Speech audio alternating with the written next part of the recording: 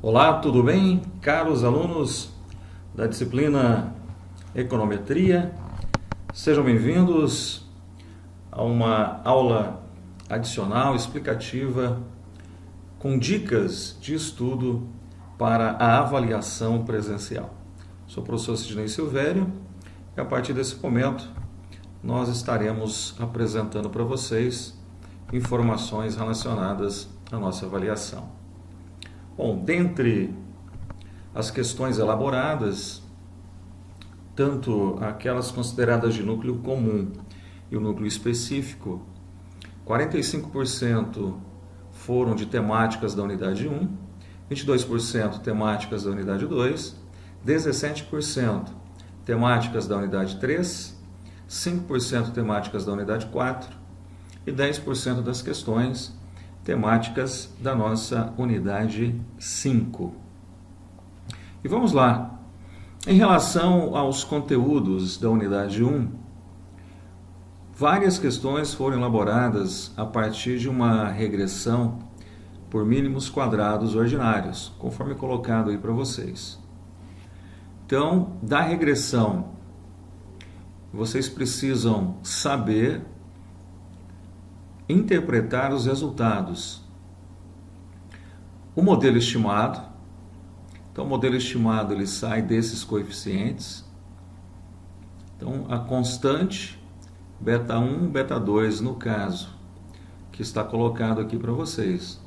Se for uma regressão linear simples, você terá o parâmetro A, que é a constante, e o parâmetro B, que seria beta 1. Okay? Os intervalos de confiança, então, de parâmetro A e parâmetro B, as informações estão aqui. Isso é padrão para a regressão realizada no software estatístico econométrico Stata.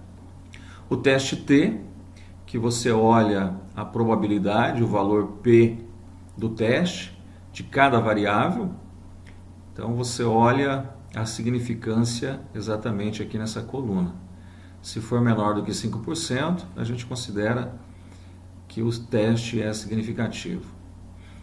O teste F, que é você considerar o modelo como um todo, então a probabilidade dele que fica no canto superior direito, ok? Então menor que 5 ele é significativo também. E o coeficiente de determinação, o R ao quadrado, que é esta informação. No caso colocado como exemplo nesse slide, 0,5195 em taxa unitária ou 51,95% em taxa percentual. Então, o modelo clássico, muitas questões estão relacionadas a ele.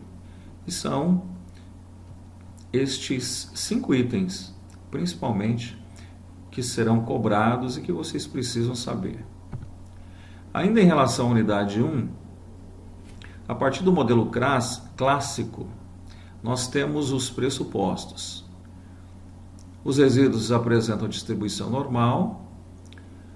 Se houver violação desse pressuposto, o teste T e teste F, né, a probabilidade, que é o valor P, já não são válidos. E como que nós verificamos esse pressuposto? Pelo teste de Shapiro-Wilk e o teste de Shapiro-Francia. Bom, um outro pressuposto do modelo clássico: não existem correlações elevadas entre as variáveis explicativas e existem mais observações do que variáveis explicativas. Se o pressuposto for violado, nós vamos incorrer na multicolinearidade. Como que nós testamos, verificamos se houve violação desse pressuposto?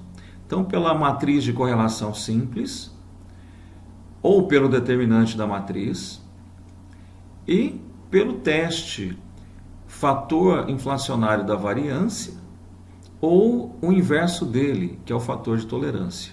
Okay? Aí nós temos um terceiro pressuposto do modelo clássico: os resíduos não apresentam correlação com qualquer variável x, com qualquer variável independente. A violação vai incorrer na heterocedaticidade. E como que nós verificamos, portanto, se houve ou não violação desse pressuposto? Pelo teste Breusch-Pagan, Cook, Weisberg.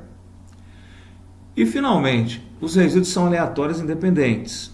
Se houver violação desse pressuposto, nós incorremos em autocorrelação dos resíduos para modelos temporais. Como que eu verifico isso? O teste de Durbin-Watson e o teste de Bruch-Godfrey. Beleza? Então, saber interpretar cada um desses testes é o que está sendo cobrado de vocês na avaliação. Então, sempre a gente verifica se rejeita ou não a hipótese zero e, a partir disso, nós interpretamos se o pressuposto foi ou não foi violado.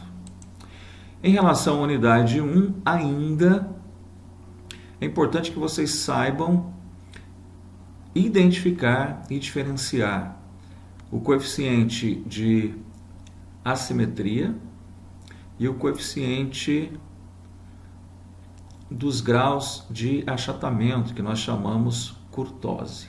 Ok? Então, o grau de assimetria e grau de curtose, os conceitos e como que você identifica uma distribuição normal são importantes e está sendo cobrado na avaliação de vocês. A unidade 2.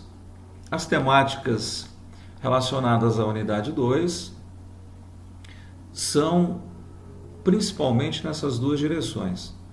Então, diferenciar e identificar as equações dos modelos MPL, Logit, Probit, Tobit e Poisson. Na aula, ao vivo, eu coloquei um quadro comparativo. Então, são aquelas equações. E também aprender, a partir do modelo estimado, calcular as probabilidades desses modelos de respostas qualitativa. Então, no nosso livro didático, a gente tem alguns exemplos. Na aula ao vivo, eu também calculei e montei a probabilidade. E isso vocês precisam saber que será cobrado na prova.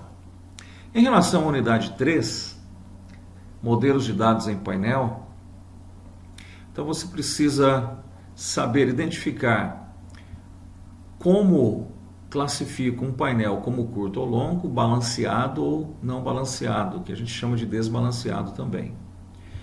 Aí você tem, das possibilidades de dados em painel, dados empilhados, modelos com efeito aleatório e modelos com efeito fixo.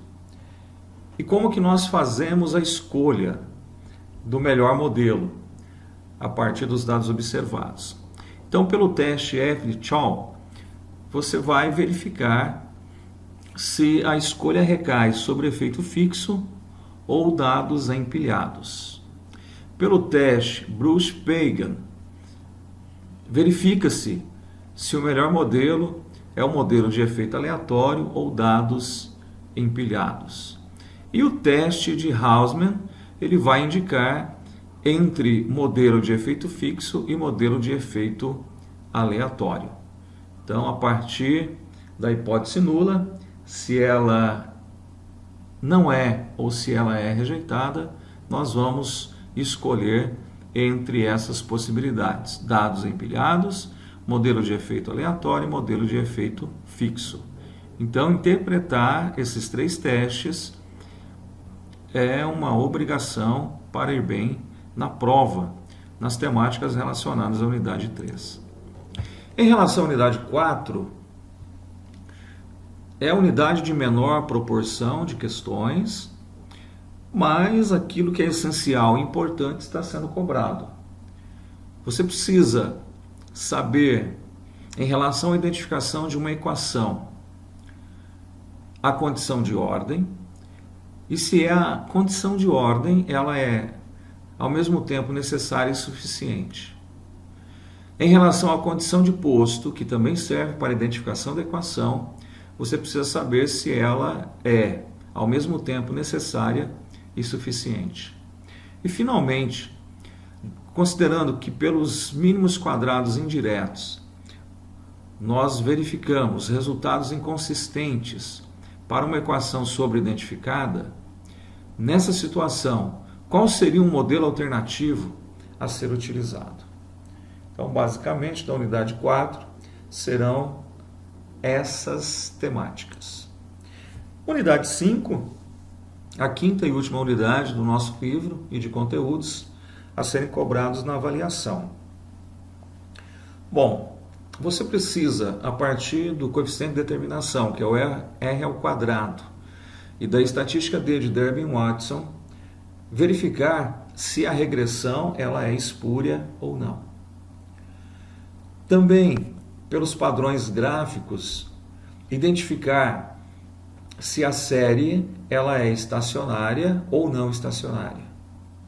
E saber identificar se há autocorrelação nos resíduos dos modelos de séries temporais pelos métodos de Durbin-Watson e o teste de Brush-Godfrey, também chamado teste LM.